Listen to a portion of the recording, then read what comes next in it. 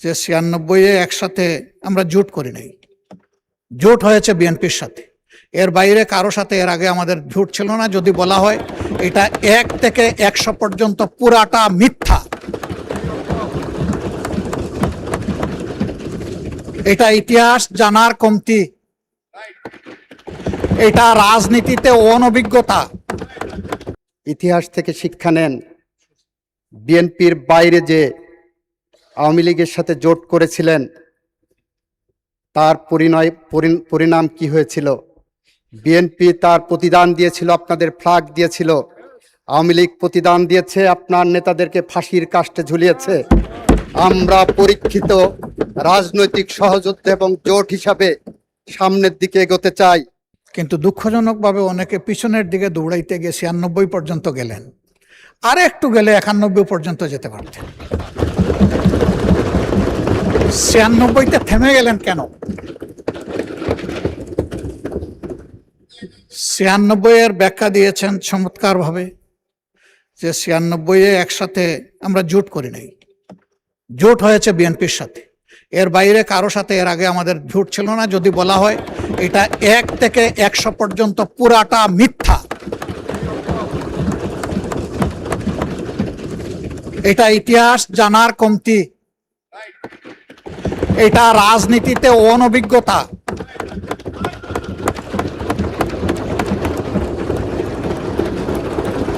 মন্ত্রিপরিষদের সম্মানিত সদস্যবৃন্দ যখন কথা বলবেন, সঙ্গত কারণেই আমরা অথেন্টিক বক্তব্য শুনতে চাই। 96 কেন হয়েছিল সেই কথা আজকে আমি যাব না, তাহলে আমিও 96-এর দিকে দৌড়াবো। সে কথা সুযোগ পেলে এই হাউসে আরেকদিন বলবো ইনশাআল্লাহ।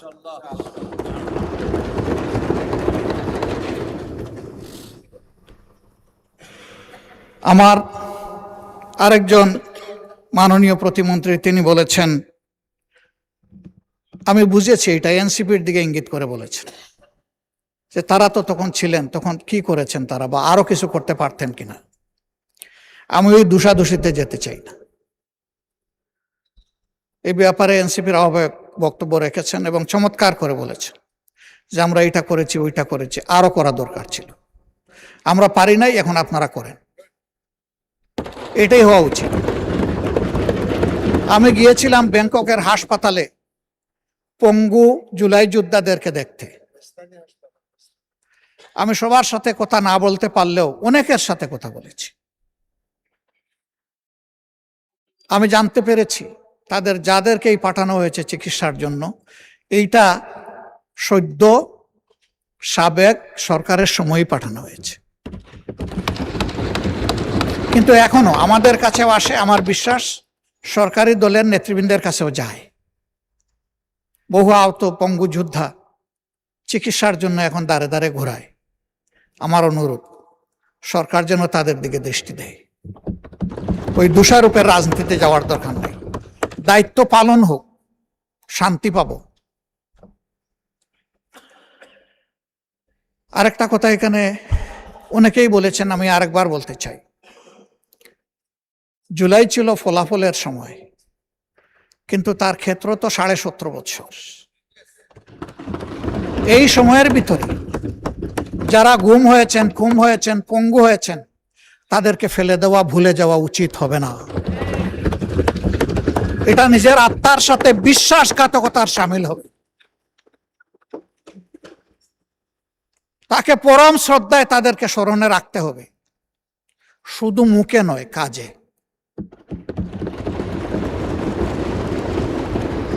অন্তর্বর্তীকালীন সরকার জুলাইকে বিবেচনায় নিয়ে কিছু লোককে, কিছু পরিবারকে পাশে দাঁড়ানোর সিদ্ধান্ত নিয়েছে। আমি আগেও বলেছি, এখনো অনুরোধ করব, যাদের তিলে তিলে স্যাক্রিফাইসের কারণে এই জুলাই সফল হয়েছিল, তাদের জন্য অনুরূপ সমান ব্যবস্থা করা হোক। এতে যদি এখানকার সংসদ সদস্যদের তাদের কোনো ফ্যাসিলিটি কার্টেল করে ওইটা করতে হয়, আমি প্রথমে আমারটা অফার করছি। যাদের কারণে আজকের এই সংসদ তাদের প্রতি আমাদের অবশ্যই দায়বদ্ধতা রয়েছে। এ দায় পরিশোধ করতেই হবে, এর কোনো বিকল্প নেই।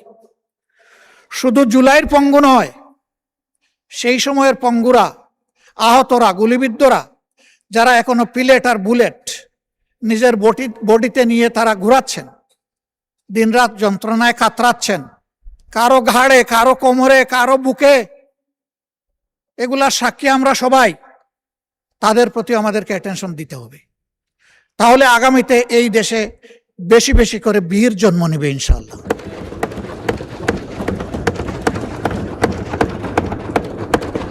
এখানেও আছেন একজন, তার সন্তানকে যখন আদালতে তোলা হচ্ছে, মা তখন পিঠ চাপিয়ে বলেছিল, ভয় পেও না। সেই মারা এগিয়ে আসবে।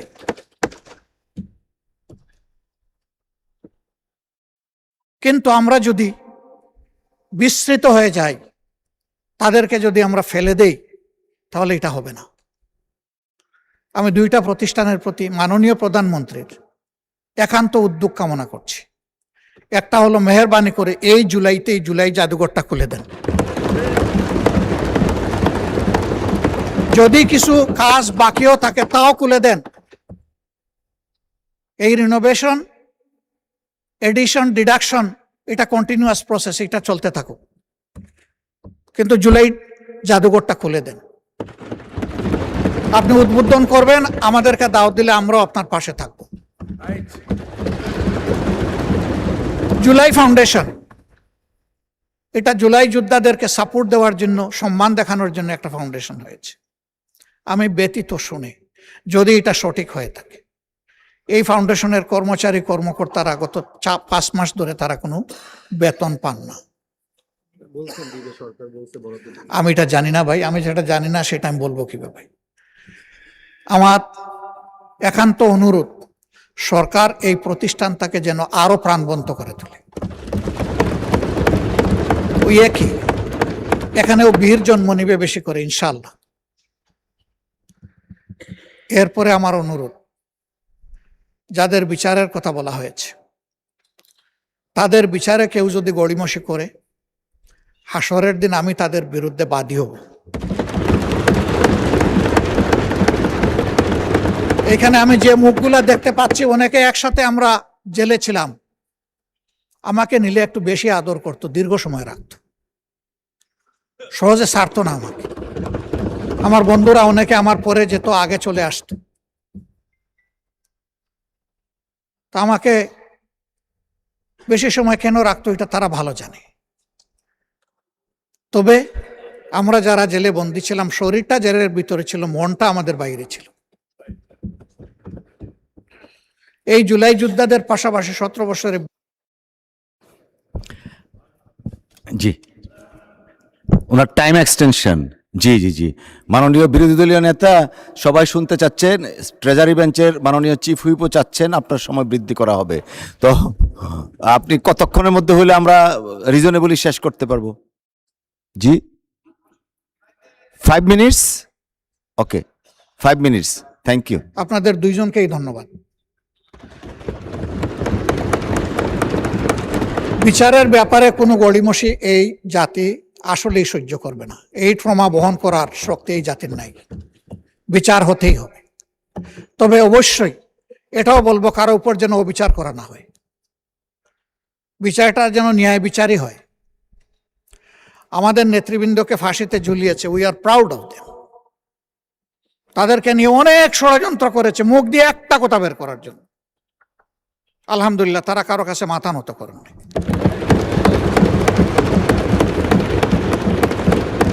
ফাঁসির তক্তার উপর দাঁড়িয়ে তারা বিজয়ের গান শুনিয়ে গেছেন আমাদেরকে। তারা শক্তি এবং সাহস আমাদেরকে দিয়ে গেছে। আমরা তাদেরকে নিয়ে গর্বিত। তারা আমাদের সম্পদ। আমি বিশ্বাস করি তারা জাতিরও সম্পদ।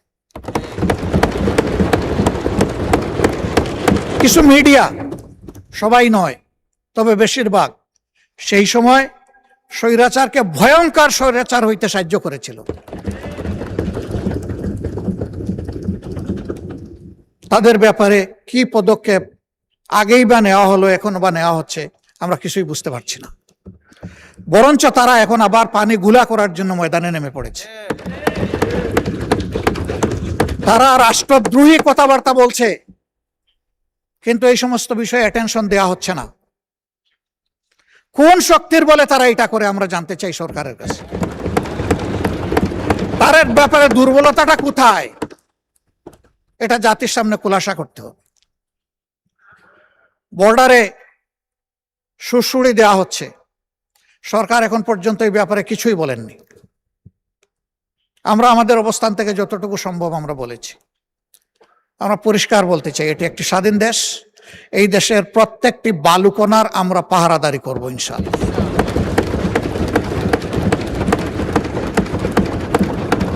আমরা বলতে আমি বিরোধী দল মিন করছি না, আমরা বলতে এই পুরা হাউস এবং 18 কোটি মানুষকে মিন করছি।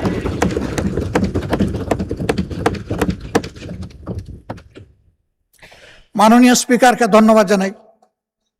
উনি বলেছেন আমরা এক থাকলে দুইটা দেশের নাম বলেছেন যে কেউ আমাদের দিকে চোখ তুলে তাকানোর সাহস করবে না। আমরা সেই দেশ, সেই সরকারটা দেখতে চাই। এদেশের অনেক সর্বনাশ করা হয়েছে। যারা বন্ধুত্বের দাবি করে তারা কতটুকু বন্ধুত্বের পরিচয় কার্যকলাপে দিতে পারছে এটা পরিষ্কার। আমি এই ব্যাপারে সম্পূর্ণ একমত। আইনমন্ত্রী বলেছেন যে এই জায়গায় আমাদের একটা কমন পলিসি, এবং সম্ভবত প্রতিমন্ত্রী জনাব নুরুল হক নূর বলেছেন যে আমাদের একটা ঐক্যমত হতে হবে, তাদের ব্যাপারে আমাদের দৃষ্টিভঙ্গিটা কি হবে। আমরা একমত। জুলাইয়ের এই 14 তারিখটা বড় সেন্সিটিভ তারিখ। এই তারিখেই আগুন লেগেছিল। ওরা দুটা স্লোগান দিয়েছিল, একটা ছিল তুমি কে আমি কে রাজাকার রাজাকার, আর একটা বলেছিল লেগেছে রে লেগেছে, রক্তে আগুন লেগেছে। এই সময়টা আমি দায়িত্বশীল সমস্ত নেতৃবৃন্দ, বিরোধী দল সহ সরকারি দল সহ আমি অনুরোধ করব, ভেরি ভেরি কেয়ারফুল। আমি ধন্যবাদ জানাই মাননীয় শিক্ষামন্ত্রীকে, তিনি একটা দুঃখ প্রকাশ করেছেন তার একটা মন্তব্যের জন্য। আসলে তিনি দুঃখ প্রকাশ করেছেন, এই জন্য এখানে আর বলার কিছু নেই। কিন্তু এটা শুনে আমার মোটেই ভালো লাগেনি। এটা যে সেন্সেই তিনি বলে থাকেন না কেন, আমাদের পর্যায় থেকে এইরকম কোনো মন্তব্য হওয়া উচিত নয়। এটা আমাদের অনেক কেয়ারফুল হওয়া উচিত দায়িত্বশীলতার জায়গা থেকে। মাননীয় স্পিকার, শেষমেশ আমি অনুরোধ করব, জুলাই এসেছিল একটা পরিবর্তনের জন্য, একটা নিউ ডাইমেনশন নেশন বিল্ড আপের জন্য। এর জন্যেই কনসেনসাস পরিষদে দীর্ঘ আলোচনা করে কিছু রিকমেন্ডেশন তৈরি করা হয়েছিল। এই জন্যই একটা গণভোট অনুষ্ঠিত হয়েছিল। সেই গণভোটে জনগণ হায়ের পক্ষে, সংস্কারের পক্ষে রায় দিয়েছিল। কি এখানে হয়ে গেল আমরা ঠিক বুঝতে পারি নাই। বারবার বলা হচ্ছে এখানে প্রতারণা করা হয়েছে। কে করলো? এই ডায়ালগে তো সবাই। যে একটু মাইকটা দেন, কন্টিনিউ করেন একটু প্লিজ। এই জন্য আমি অনুরোধ করব যে মেহেরবানি করে এই বিষয়টাকে তারা অবশ্যই ইতিবাচক বিবেচনায় নেবেন। দেশ এবং জাতি সকলের জন্য ভালো হবে। মানুষ তাদের ভোটের মূল্যায়নটা দেখলে গণতন্ত্রের প্রতি তাদের শ্রদ্ধাবোধ এবং সমর্থন বৃদ্ধি পাবে। অন্যথায় গণতান্ত্রিক প্রতিষ্ঠান মারাত্মক হুমকি এবং ঝুঁকির মুখে পড়বে। মাননীয় স্পিকার, আপনাকে ধন্যবাদ আমাকে দুইবার সময় বাড়িয়ে কথা বলার সুযোগ দেওয়ার জন্য। আসসালামু আলাইকুম রহমতুল্লাহ। ধন্যবাদ মাননীয় বিরোধী দলীয় নেতা। বক্তব্য রাখবেন মাননীয় স্বরাষ্ট্র। আমাদের মধ্যে, আমরা যারা জুলাই চেতনায় বিশ্বাস করি, আমাদের মধ্যে বিভেদের সুর দেখে দিল্লিতে বসে হুঙ্কার পাড়া হচ্ছে। আমাদের মধ্যে বিভেদের সুর দেখে দিল্লিতে বসে বলছে আত্মসমর্পণ করবেন। আমি আপনার মাধ্যমে গোটা জাতিকে জানাতে চাই, যারা আত্মসমর্পণ করার হুঙ্কার দিচ্ছেন, বাংলাদেশের প্রচলিত আইনে তাদের আত্মসমর্পণের কোনো সুযোগ থাকবে না মাননীয় স্পিকার। কারণ আইনের কাছে তারা দণ্ডপ্রাপ্ত আসামি বাংলাদেশের সীমানায় ঢোকার সাথে সাথে তারা গ্রেপ্তার হবেন। এটা আমাদের সরকারের অঙ্গীকার, জুলাই চেতনার আমাদের অঙ্গীকার। মাননীয় স্পিকার, যারা হুঙ্কার দিচ্ছেন তাদের উদ্দেশ্যে বলছি, প্রতিটি হুঙ্কারে আমরা সংঘবদ্ধ হব, প্রতিটি বক্তব্যে আমরা দেশের জন্য এক কাতারে দাঁড়াবো। এভাবে সংগ্রাম করেছি, সেই সংগ্রামের পথ ধরে হাঁটি।